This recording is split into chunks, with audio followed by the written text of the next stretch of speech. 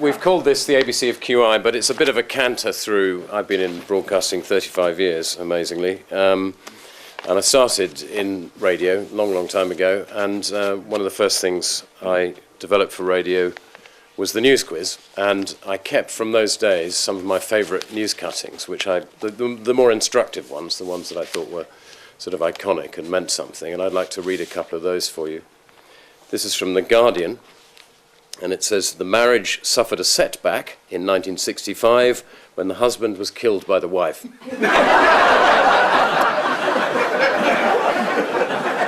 So, I think we all know those little setbacks, don't we? We have, and I think it may be that we've got our values wrong. I think another cutting from the Nairobi Star of Kenya actually says it all. It says very, very small, it's a small ad. And it just says, Nanyuki farmer seeks woman with tractor with view to marriage. Send picture of tractor. The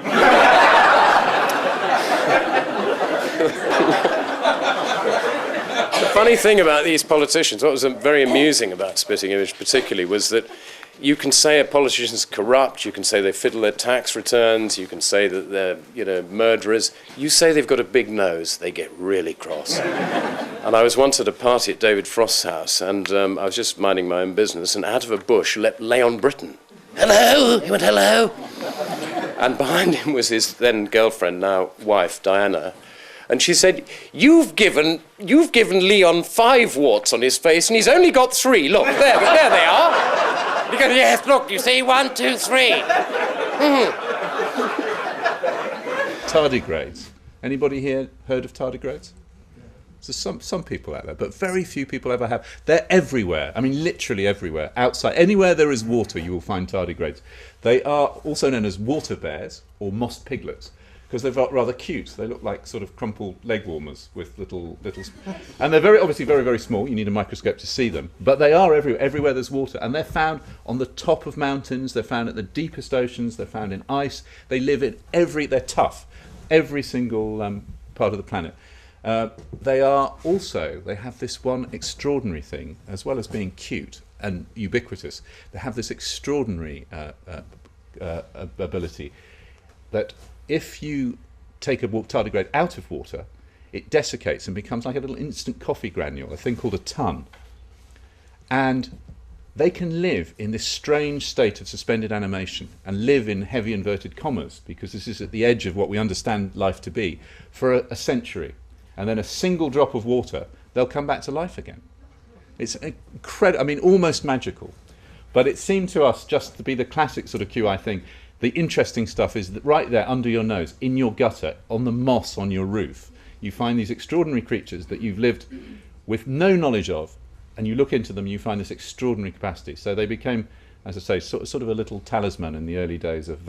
and that, in fact, the first Christmas present, the first year, John bought me the only book in existence, a book called The Biology of Tardigrades, the only book that's ever been published on tardigrades, which I read from cover to cover.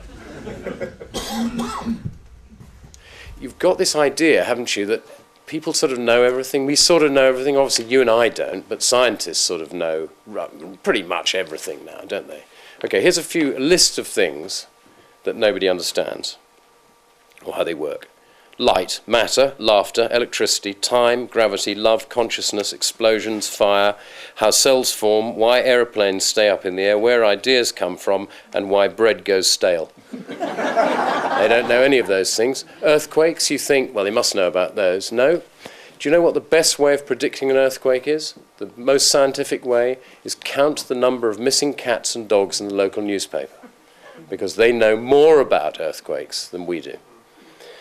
How do you get anybody to research everything, which is at least you just start with things that begin with a particular letter. So we're on G at the moment, which is why I've got a parrot up there, because as you probably guessed, G is not for parrot. But the reason it's up there is this, just a little brilliant story that I came across. I was looking at Alexander von Humboldt.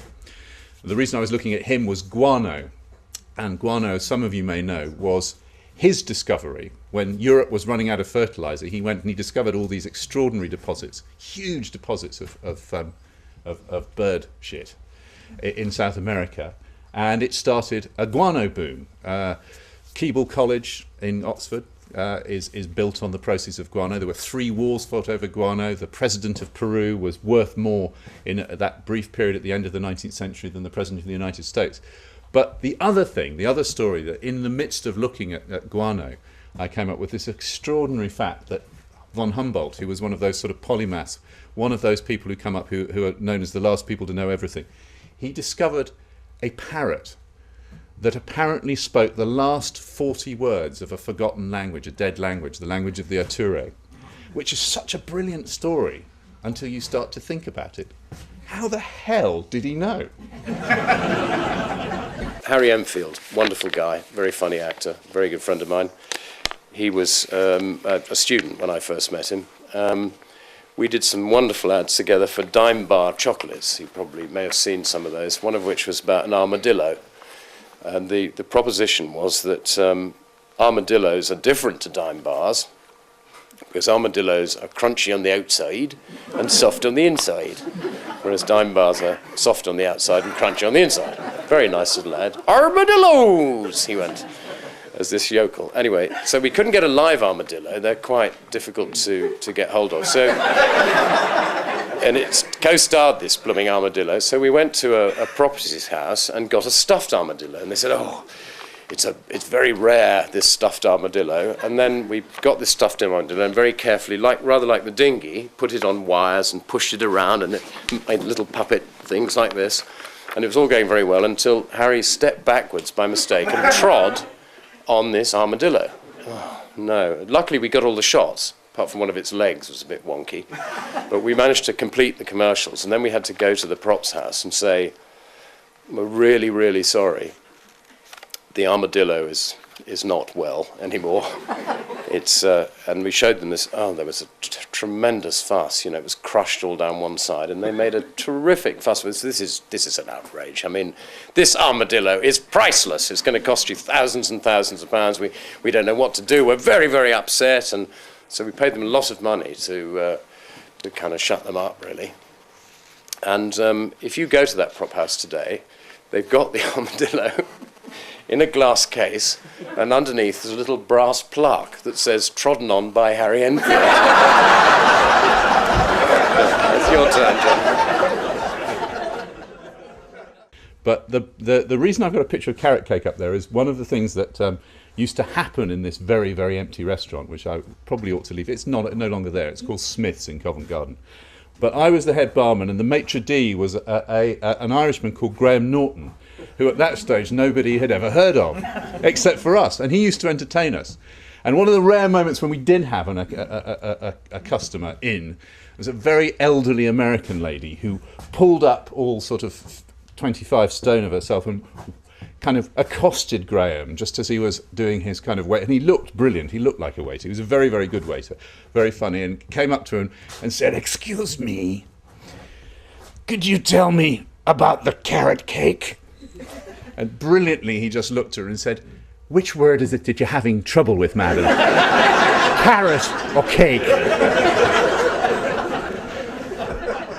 So I want to say, finally, last of all, underneath all the jokes and everything, QI is a genuine search by both of us and by all the elves for a kind of sense of understanding, and particularly for meaning.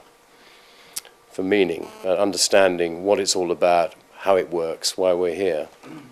And I want to share with you two great minds of the 20th century. Ludwig Wittgenstein, one of the great philosophers and mathematicians of the 20th century in Austrian, who said, "I don't know why we are here, but I'm pretty sure it's not in order to enjoy ourselves." Good call, Ludwig.